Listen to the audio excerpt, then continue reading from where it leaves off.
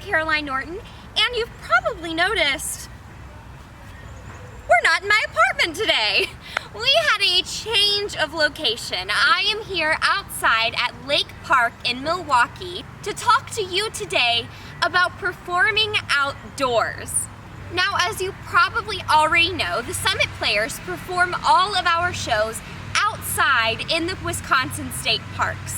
And the reason that we do this is, well, because it's so much fun to showcase all of these beautiful amphitheaters and locations across Wisconsin and all of the natural beauty that our Wisconsin state parks have to offer. But the other reason why we perform outside is because that was originally the way that Shakespeare's plays were performed way back in the 15 and 1600s.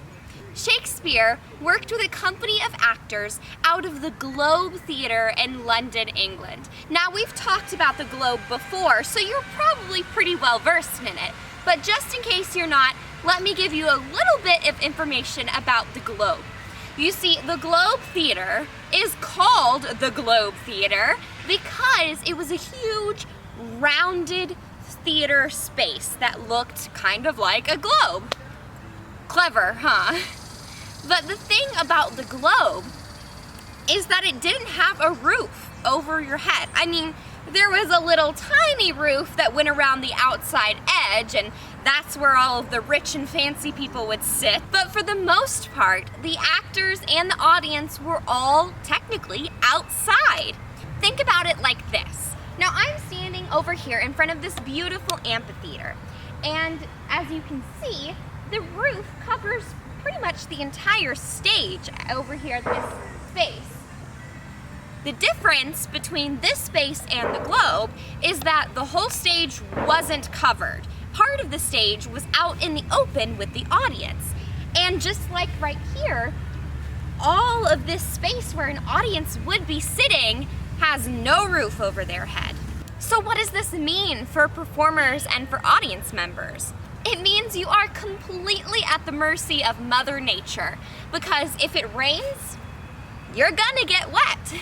If it's really cold, you better hope you brought a blanket, and if it's really hot, well, good luck. It also means that we haven't got access to microphones, to sound systems, to fancy lighting equipment, and it means that we need to be very careful about the costumes and minimal set pieces and props that we bring into our spaces, because if it starts to rain, everything's gonna get wet. If it gets really windy, things can blow away. So we've got to keep everything very minimal and very tight. And that means that the focus of the performance is less on the overall aesthetic and way more on the actors and the story that is being shared. Now, performing outdoors in a Shakespeare play is way different than performing at an inside traditional proscenium location. And that's because you've got to use your voice and you have got to project way louder than you normally would if you were mic'd. And on top of that projection, you've got to make sure that you're being heard over construction, birds, cars, people talking in the background, everything that you're hearing right now in the background of this video. You've got to make sure that what you're saying gets through to the audience over all outside distractions. And that projection is also so important because Shakespeare is kind of difficult for people to understand. He uses a lot of really big, long words, and that can be really hard to kind of grasp if you're in a regular theater. But then you put everyone outdoors, and it makes that language barrier even more difficult. So you've got to really make sure that you are enunciating and that you are sending your voice through the entire space. The other thing that you need to keep in mind to be an outdoor performer is that you have got to be big and bold and physical with your body movements. And that's because people are going to be up close to you, yeah, but you're also going to have folks that are way over, like 50, 100 feet away from you trying to see you perform as well. And you've got to give those guys in the back the same performance that you're giving to the folks up front. So that requires a lot of big, bold, physical movements to make sure everybody gets the same story. Now for our activity this week, you are going to be practicing these big, bold movements and this vocal projection on your own. But before we get to that, I want to make sure we talk a little bit more about the mechanics of vocal projection, because we want to make sure that we're being really nice to our voices. You see, sometimes with Summit, when we start rehearsing outside, people tend to lose their voices after 1 or 2 rehearsals. And that's because we're not projecting in a healthy manner. So we have to learn, we've got to train our bodies to project in a way that is healthy and that is going to sustain our voices over the course of an entire summer of performing outside. First, what that means is that we need to make sure that our sound is coming not from our throat, but from our gut, from your diaphragm. Basically what that means is if when you're talking at a volume like I am right now, if you feel that strain in your throat, that's not healthy.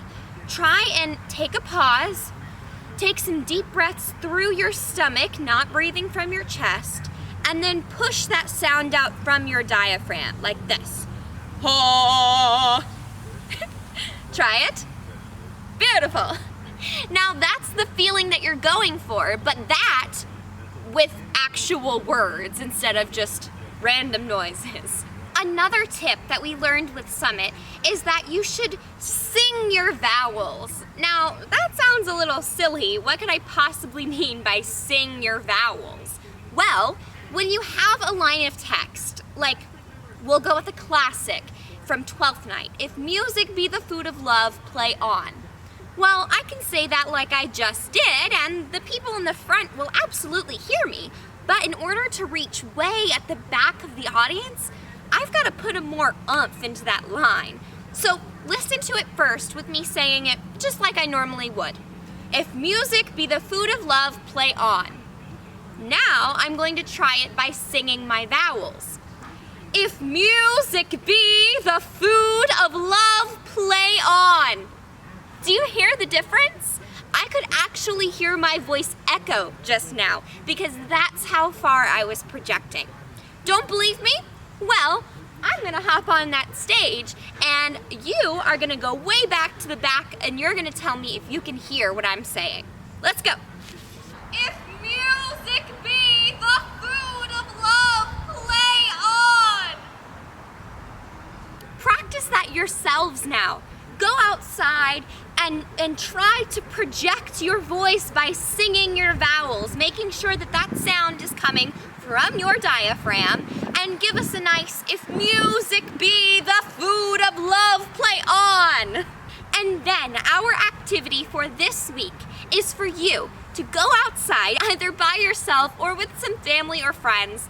And my challenge for you this week is to tell a story outside, a story that you're familiar with. If it's the plot of a Shakespeare play, hats off to you. But if you don't know one off the top of your head, maybe try The Three Little Pigs or Goldilocks and the Three Bears, a classic story that you've heard a ton of times, that you feel really comfortable with. And get outside and tell this story. Perform it like you would if you were a Shakespeare actor in an outdoor theater.